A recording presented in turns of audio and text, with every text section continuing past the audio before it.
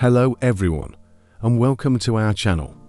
Today, we're diving into a critical topic for anyone in the maritime industry: personal safety and social responsibilities, or PSSR. We'll be looking at how to identify and handle violence, harassment, bullying, and sexual misconduct on board a vessel. This isn't just about rules. It's about creating a safe and respectful environment for everyone. We'll be using a realistic role-play scenario to bring these challenges to life and show you how to apply the principles of the STCW, ISM Code, and MLC 2006. Let's set the scene. We are aboard the MV Pacific Star, a general cargo vessel on a long voyage from Singapore to Rotterdam. The crew is multinational, a mix of men and women. The pressure of a long journey, fatigue, and cultural differences are creating a tense atmosphere. This is where small issues can quickly escalate if not handled correctly. Our story focuses on a few key individuals: a deck cadet, Ms. Reyes, who is new to the team, and a third officer, Mr. Liu. We'll also see interactions involving the bosun and an ordinary seaman, Mr. Ahmed. The master, chief officer, and safety officer will also play crucial roles in managing the situation. The scenario begins with what might seem like a harmless comment. The third officer, Mr. Liu, approaches the deck cadet, Ms. Reyes. "Hey Ms. Reyes, you should smile more often. Women who smile make this ship brighter." Some of the crew nearby chuckle. Ms. Reyes, feeling singled out and uncomfortable, doesn't engage and quietly walks away. This is a classic early warning sign.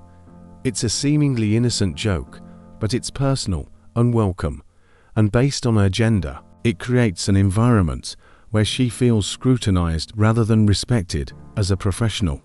Later, Mr. Liu sees Ms. Reyes and decides to address the awkwardness, but he makes things worse. "Don't take jokes seriously. Here, let me make peace." As he says this, he reaches out and touches her shoulder. This crosses a significant line. Physical contact without consent is never acceptable. Ms. Reyes immediately steps back, now visibly upset and firm in her response. "Please don't touch me. That's not appropriate." This is a critical moment. The behavior has escalated from an inappropriate comment to unwanted physical contact. Ms. Reyes did the right thing by setting a clear boundary. Her firm and direct response makes it clear his action was unwelcome. This is no longer a simple joke. It's now sexual harassment. Meanwhile, another form of harmful behavior is happening on deck. The bosun is dealing with Mr. Ahmed, an ordinary seaman. Feeling stressed, the bosun directs his frustration at Mr. Ahmed in a demeaning way. "You are too slow, always making mistakes. Maybe you should stay in the galley instead of on deck." This isn't constructive feedback, it's public humiliation. The bosun is repeatedly targeting Mr. Ahmed, attacking his competence and undermining his confidence. This repetitive, offensive behavior is a clear example of bullying. It creates a hostile and intimidating work environment, which is just as damaging as other forms of harassment. Ms. Reyes decides she cannot let the incident with Mr. Liu slide. She reports the unwanted comment and the physical contact to the chief officer. Following the ship's official procedure, the chief officer begins an investigation required by the ISM Code and MLC 2006. The situation with the bosun and Mr. Ahmed also comes to the master's attention. Realizing that these are not isolated incidents, but a sign of a larger problem, the master calls a meeting with the crew. He addresses them directly. "We are a professional crew, bound by the ISM Code and MLC 2006 to maintain a safe and respectful workplace for everyone. What might start as small jokes or disrespectful comments can escalate into harassment and even violence. This is what we call the continuum of harm." The safety officer then adds an important perspective, reminding everyone about the pressures of life at sea. Fatigue, stress, and isolation can sometimes trigger aggression. That's why it's so important to recognize these signs early. Report any concerns, no matter how small they seem. We must treat everyone with dignity and respect. Our well-being depends on it. This scenario perfectly illustrates what we call the continuum of harm.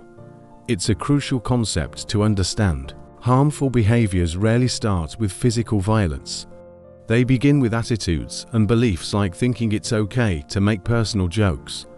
These attitudes lead to disrespectful actions, like inappropriate comments.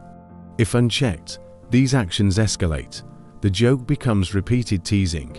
The teasing turns into unwanted physical contact, which is sexual harassment.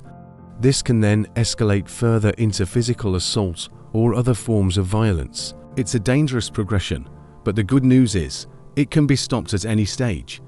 Let's quickly define the key terms we saw in action. Workplace violence is any act involving force or threats intended to harm or intimidate someone.